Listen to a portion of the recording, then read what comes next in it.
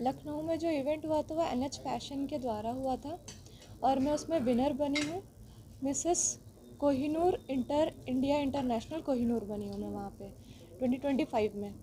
और इससे पहले भी मैं 2023 में मिसेस बनारस विनर रही हूँ और 2024 में मिसेस यूपी विनर रही हूँ और जस्ट अभी 25 तारीख को 2025 में Kohinoor Mrs India international winner बनी हूँ मैं। मैडम, आपकी लाइफ स्टाइल के बारे में बताइए, तो कौन सी जॉब कर रहे हैं अभी आप? मैं मेडिकल एडमिनिस्ट्रेशन डिपार्टमेंट है मेरा, मतलब एडमिनिस्ट्रेशन का ही काम है मेडिकल डिपार्टमेंट में। और साथ ही साथ में मेरी स्कूलिंग केंद्रीय विद्यालय से रही है।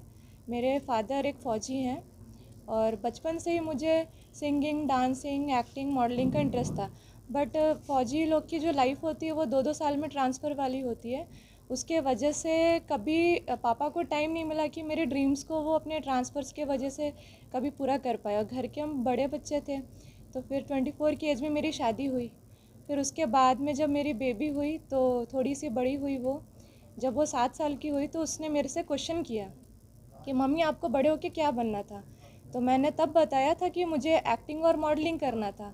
तो फिर मेरे बच्ची ने ही मुझे बोला कि मम्मी फिर आप मुझसे मत पूछना कि मैं बड़े होकर क्या बनना चाहूँगी।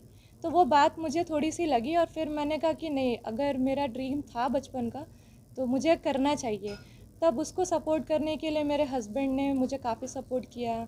मेरे फादर जिनका नाम बजरंगबली मिश्रा है, मेरी मदर मीना मिश्रा, मेरी सासू माँ का नाम भी मीना मिश्रा है, मेरी सिस्टर ज्योति मिश्रा, मेरे ब्रदर सत्यदेव मिश्रा, उनके हस्बैंड, उनके वाइफ शिखा और नितेश जी, सभी ने मुझे फुल सपोर्ट किया कि आपको करना चाहिए जो आपका ड्रीम है। अब आप सही टाइम आ गया है, बच्ची थोड़ी बड़ी हो रही है और बच्ची का भी इंटरेस्ट है कि जो मेरा सपना है मैं उसको पूरा करूं।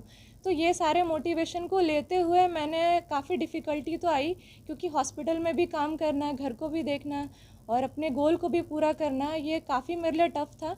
लेकिन फिर भी मैंने इसे पूरा किया क्योंकि मुझे सबका प्यार और सपोर्ट मिला। और मुझे ऐसा लगता है कि मैंने वो अपनी पहचान बना ली है। और मेरा पहचान बनाने का सबसे बड़ा गोल ये है कि मेरे जैसी और भी जो भी औरतें हैं, लड़कियां हैं, जो कि टाइम से शादी हो जाती है, पढ़ाई कर लेती हैं, बट उनके ड्रीम्स कहीं ना कहीं पूरे नहीं हो पाते हैं, या तो फाइनेंशियल इशू के वजह से या तो इंडिपेंडेंस के वजह से। तो मैं उन लड़कियों के लिए कुछ अवेयरनेस प्रोग्राम भी करना चाहती हूँ कि कभी भी कोई चीज़ सपने पूरा करने के लिए कभी कोई उम्र नहीं होती है। तो हमें अपने सपने जीने चाहिए, क्योंकि जब हमारी मदर जब घूंघट सिस्टम में थी और वो आज के डेट पे हर लड़कियों को एजुकेट कर रहे हैं, पहले एजुकेशंस के लिए फीमेल्स बाहर नहीं जाती थी, अब हमारे मदर्स और पेरेंट्स, मतलब जितने भी सब जगह हैं, सभी ने स्टैंड लिया और बेटियों को पढ़ाना स्टार्ट किया। तो मुझे लगता है कि आज भी फिर भी कुछ ना कुछ समाज के वजह से, रोक टोक के वजह से या फाइनेंशियल इश्यूज़ के वजह से आज भी महिलाएं अपने सपने पूरा नहीं कर पा रही हैं। शादी होती है, एक माँ बनते और एक दिन उनका अस्तित्व ख़त्म हो जाता है। तो मुझे एक पहचान बनाना था, मैंने पहचान बनाई और मैं काफ़ी लड़कियों की इंस्पिरेशन भी हूँ और बनना भी चाहती हूँ। आगे क्या करना है? आगे मुझे अपनी मेडिकल लाइन भी बंद नहीं करनी है, क्योंकि उसमें कहते हैं कि आपके जितने साल का एक्सपीरियंस, एक्सपोज़र और काम है, पेरेंट्स की लगाई हुई पूंजी है, तो उसको भी बेकार नहीं कर सकते। मैं इसीलिए इंस्पिरेशन बनना चाहती हूँ कि सिर्फ सपने के पीछे नहीं भागना है, आप अपनी जॉब लाइफ भी करिए, सपने भी पूरे करिए, फैमिली भी देखिए, सबको लेके चलिए, किसी को छोड़ने की नीड नहीं है। तो मैं इस तरीके से हर लड़कियों के लिए एक इंस्पिरेशन बनना चाहती हूँ। तो मैं सारी चीज़ों को लेके चलूँगी, अपनी मेडिकल लाइंस को भी, और बीच में जब भी मुझे मेडिकल लाइंस में मेरे हॉस्पिटल टीम्स भी मुझे सपोर्ट करते हैं, अगर वो मुझे छुट्टियाँ देते हैं तो फिर उस समय मैं अपने मॉडलिंग के कार्य को भी आगे ले जाती हूँ। मॉडलिंग के साथ और कौन सा पैशन है? मैं रनवेज करना चाहती हूँ और साथ में मैंने कुछ एल्बम सॉन्ग्स भी किए हैं। YTL चैनल पे भूल ना पाएंगे सॉन्ग है, रिलीज़ हुई है अभी कुछ ही 5-6 मंथ पहले। तो आगे भी मुझे अगर शूट्स, अगर जाना हो, एक्टिंग करना हो तो मैं करूँगी, बट अपने हॉस्पिटल लाइन को भी कैरी करते हुए।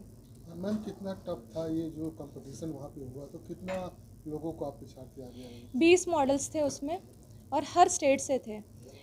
सीनियर जूनियर कैटेगरी थी, मैं जूनियर कैटेगरी में थी। सीनियर कैटेगरीज़ में सब 40+ थे और मैं जूनियर कैटेगरी में थी, मिस कैटेगरी भी थे। तो काफ़ी मुश्किल कंपटीशन था, क्योंकि उस 3 दिन के क्लास में आपकी ग्रूमिंग हुई, टैलेंट राउंड परफॉर्म हुआ, टैलेंट राउंड की स्कोरिंग्स हुई, फिर उसके बाद में तब हमारे वॉक्स हुए, फिर क्वेश्चन आंसर राउंड हुआ। क्वेश्चन आंसर राउंड भी मैंने बहुत बेटर दिया, अच्छा दिया, और ये सारे के बाद फिर मैं विनर बनी।